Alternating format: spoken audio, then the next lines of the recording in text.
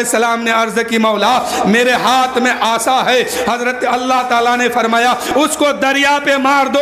اب نبی کی شان دیکھو, نبی کا مرتبہ دیکھو, نبی کا رتبہ دیکھو, نبی کسے کہتے ہیں وہ سمجھو.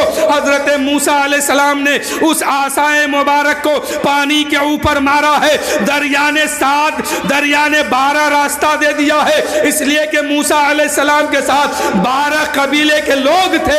اللہ نے وہ آسا میں طاقت بخشی ہے. اللہ کی قدرت دیکھیے, آسا مارتے ہی اللہ نے حکم فرما دیا اے موسیٰ دریا میں آسا مارو. آسا مارا گیا, ڈنٹا مارا گیا, 12 راستہ اس سے پھوٹا. اللہ کی بارگاہ سے آواز آتی ہے اے موسیٰ اپنے ماننے والے کو ادھر سے لے کے چلے جاؤ اس پار. اب حضرت موسیٰ علیہ السلام اور ان کے 12 قبیلے کے لوگ ادھر سے چلنا شروع کیا ہے. دریا نے راستہ دیا ہے. اب یہ لوگ آدھا پار کیے, فرعون اور فرعون کا لشکر دریا کے قریب آیا اور سوچا کہ بنایا ہوا راستہ ہے, ہم بھی پار ہو جاتے ہیں, ہم بھی اس پار چلے جائیں گے, موسیٰ کو پکڑ لیں گے. لیکن قدرت کو کچھ اور منظور تھا. ادھر موسیٰ علیہ السلام اپنے لشکریوں کو لے کر کے دریا سے باہر نکلتے ہیں, اس پار پہنچتے ہیں اور فرعون کا لشکر اسی دریا کے بیچوں بیچ پہنچا ہے. اللہ تعالیٰ نے فرمایا اے دریا میں نے تو حکم دیا تھا کہ میرا جو ماننے والا ہے اس کو تم راستہ دے دو. اب وہ لوگ دریا سے باہر ہو گئے ہیں. اب یہ لوگ جو آئے ہیں یہ میرے ماننے والوں میں نہیں ہے, اس لیے آپس میں تو مل جا. اب دریا کا پانی آپس میں ملا ہے, دریا آپس میں مل گیا. اب فرعون اور فرعون کے لشکر نے اسی میں ڈوبنے لگا, ڈوبتے مرنے لگا ہے. تو فرعون کہتا ہے کیا کہتا ہے وہ سنیے. تھا حکومت کا فرعون کو بھی نشا, ظلم پر ظلم خلقت پہ کرتا رہا. جب سمندر میں ڈوبا تو کہنے لگا اس حکومت کے پانی سے کیا فائدہ. میرے دوستو موسیٰ کے سامنے فرعون کہنے لگا اے موسیٰ میں مان گیا تو سچا ہے, تیرا رب بھی سچا ہے, مجھے بچا لو اس دریا سے. اللہ نے فرمایا مرتے وقت تمہاری ایمان قبول نہیں کی جائے گی, اس لیے میں تمہیں عبرتناک بنا دوں گا. فرعون آج بھی موجود ہے لیکن کیسے ہے, مرا ہوا ہے, سرا گلا نہیں ہے, عبرتناک اس کو سزا دی گئی ہے اور لوگوں کو عبرت دکھانے کے لیے رکھا بھی گیا ہے. شاعر کہتے ہیں تھا حکومت کا فرعون کو بھی نشا, ظلم پر ظلم خلق پہ کرتا رہا. جب سمندر میں ڈوبا تو کہنے لگا اس حکومت کے پانی سے کیا فائدہ. ایک بادشاہ بے ہدہ اور گزرا ہے جس کا نام ہے شداد. نمرود آگ جلائی تھی انہوں نے, کس کو؟ حضرت ابراہیم کو جلانے کے لیے. لیکن پتہ نہ تھا ان کو کہ جن سے ہم مقابلہ کرتے ہیں وہ تو اللہ والے ہیں, انبیاء ہیں, نبی ہیں, نہیں معلوم تھا اس کو. سنیے قابل ذکر قصہ ہے نمرود کا, وہ بھی انکار کرتا تھا معبود کا. ان کے بھیجا کو مچھر نے کھا کر کہا, ان کے بھیجا کو مچھر نے کھا کر کہا یوں برائی جتانے سے کیا فائدہ.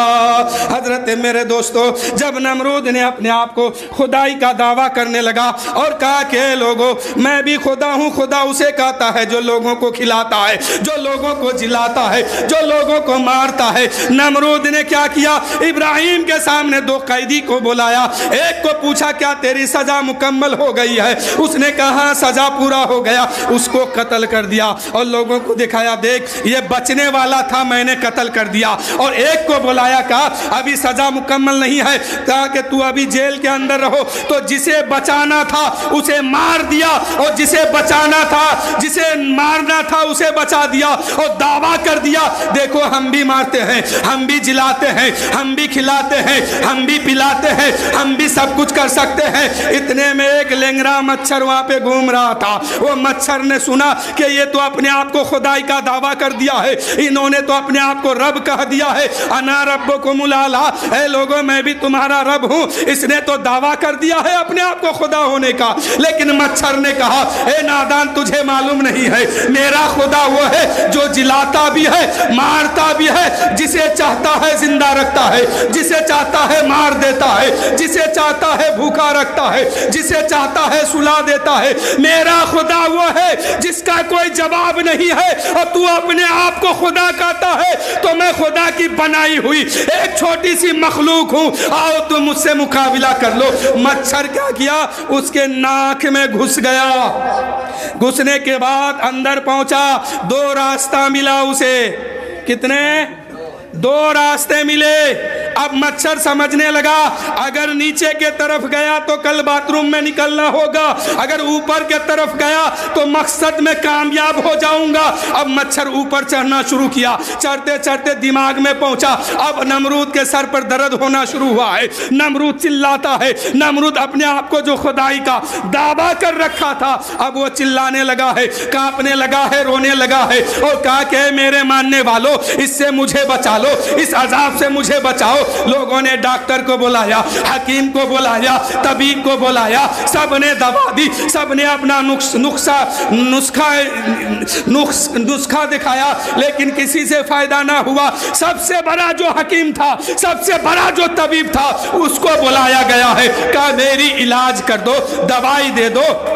उसने दवाई देने से इनकार कर दिया और कहा ए नमरूद ये जमीनी बला है, नहीं अगर बला ये जमीनी होती तो मैं तुम्हें बचा लेता, लेकिन यह आसमानी बला है, कोई तुम्हें नहीं बचा सकता। इतने में किसी ने कहा, हकीम ने कहा इसके सर पे जूता मारो।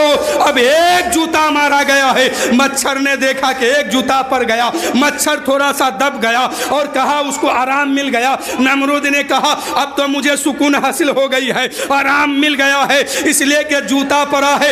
इधर मच्छर मुस्कुरा के कहता है अभी तो एक ही जूता खिलाया हूं, आज ना जाने कितने लाख जूता बरसेंगे, इसलिए कि तू रब होने का दावा किया था, अपने आप को खुदा होने का दावा किया था, अपने आप को मालिक समझता था, आज मुकाबला तू मुझसे कर ले। अब नमरूद के हवारियों ने, नमरूद के चाहने वालों ने नमरूद के सर पे एक जूता मारा है। मच्छर खामोश हो गया, मच्छर चुप हो गया। नमरूद के साथियों ने मारना बंद कर दिया, मच्छर फिर अपना काम शुरू किया। इधर जूता पड़ता है, मच्छर चुप हो जाता है, जूता रुकता है, मच्छर चालू होता है। इसी तरह जूता खाते खाते वह मर गया। और मैं एक बात और बता देता हूं, आज जो लोग भोगते हैं कभी कुरान के खिलाफ, कभी दीन के खिलाफ, कभी इस्लाम के खिलाफ, कभी शरीयत के खिलाफ, कभी सुन्नत मुस्तफा के खिलाफ, तो एक बात सुन लो, वक्त उस वक्त के नमरूद जूता खा के इस दुनिया से मरा है। आज भी कोई नमरूद उठेगा तो जूता खा खा के वो भी मर जाएगा। शायर कहते हैं काबिले जिक्र किस्सा है नमरूद का, वो भी इनकार करता था माबूद का, उनके भेजा को मच्छर ने खाकर कहा यूं बराई जताने से क्या फायदा। मेरे दोस्तों मैं ज़्यादा वक्त नहीं लूँगा, इसलिए कि आज मुझे घर भी जाना है, 9:30 के करीब मेरा बस आने वाले हैं। और मेरे सामने, आपके सामने स्टेज पे जो बैठे हैं ये हमारे उस्ताजुल मुकर्रम है हज़रत हाफिज़ व कारी जावेद साहब, फरीदी मदरसा फैजुल गुरबा से आए हैं। इन्हीं लोग की दुआओं से आज इनके सामने बोलने की सलाहियत है, तो इन्हीं की दुआ की बरकत से है। ये उस्ताद है, आप सब अपने बच्चों के उस्ताद जो है उनसे अदब व एहतराम से पेश आइए, इसलिए कि इन्हीं की दुआ होता है। ये जब दुआ करते हैं अल्लाह उस दुआ को कबूल फरमा लेते हैं। और इधर जो बाएं दाएं तरफ है ये हमारे साथी भी है और शायर भी है और मिलता जुलता भी है उम्र में, है ना। میں کچھ دیر کے اندر ان کو بھی سامنے لاؤں گا۔ درود شریف پڑھیں، اللہم صلی علی سیدنا شفیعنا حبیب